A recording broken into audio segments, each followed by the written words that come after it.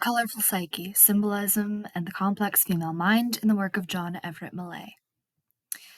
A somnambulant and entranced gaze emerges from a mane of red hair against an ultramarine backing, her lips parted and her hands dropping a morsel of fruitcake through a ring. A young girl's pale skin turns blue as it submerges into a flower-filled river. A woman in battle armor clutches a sword and casts her tear-reddened eyes heavenward in a dark room, her helmet discarded beside her. These striking scenes come from three of the English painter John Everett Millais' most famous paintings: The Bridesmaid from 1851, Ophelia 1852, and Joan of Arc 1865. These paintings are exceptional examples of Millais' incredible talent for symbolism and his color mastery in creating striking images. However, the panels also provide a poignant exploration of the mental health in Victorian women and how female mental workings might have been warped by the male gaze. The Bridesmaid, the first painting we'll be analyzing today, represents a well-known Victorian ritual, passing a piece of wedding cake through a ring 9 times to see a vision of one's true love. Of all three paintings, The Bridesmaid is the most evidently symbolic. Its static arrangement of seemingly unrelated props echoes the earlier Baroque period's Dutch Vanitas movement. Vanitases were used symbolic objects arranged in often chaotic still lives to represent the ephemeral nature of human life and all its pleasures.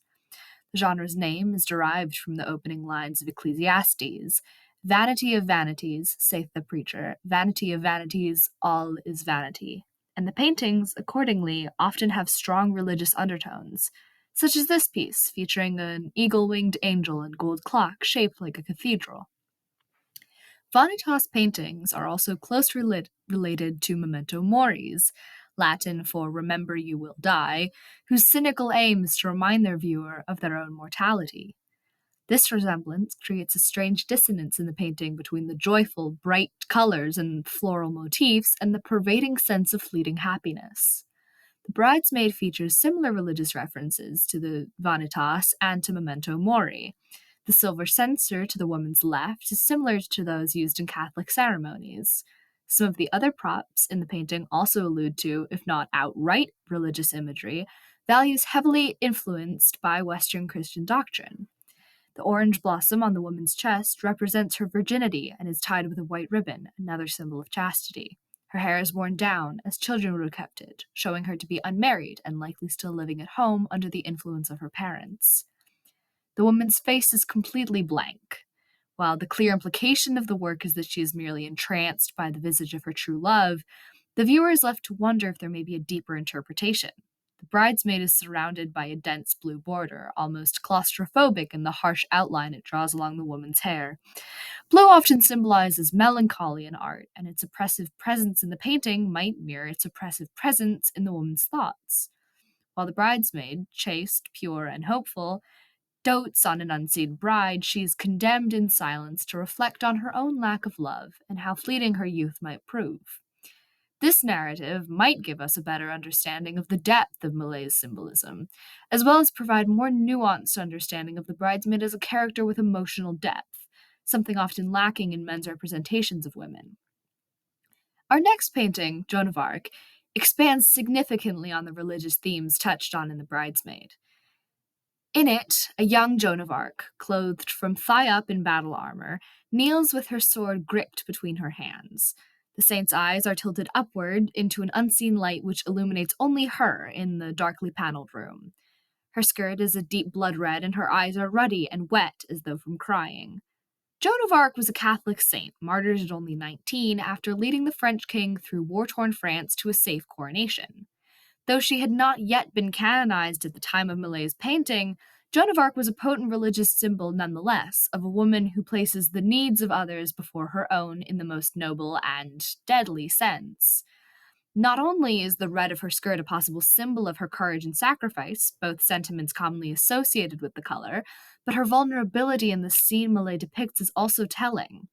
While her contemporary, Perceval de Boulainvilliers, wrote that she sheds tears freely, Millais' Joan is still a starkly different interpretation of the saint compared to other portraits of her leading her troops confidently into battle, made by contemporary artists. Though she sits as though praying, her gaze is inscrutable and faced upwards, bent neither in subservience to a god nor surrender to an enemy. Again, this is a departure from the norm. Joan of Arc was given little agency outside of her actions in the name of God in France throughout history. Despite the crack in her common image as an indomitable heroine, Millais' Joan of Arc represents the stoic leader her legend made her out to be. Once again, the painter has lent his subject dimensionality. Our final painting depicts another famous female, though in her case, far more myth than man, Shakespeare's Mad Ophelia from his famous play Hamlet. In Millais' rendition of the character, he paints her already dead, having drowned herself in a river as she does in the play.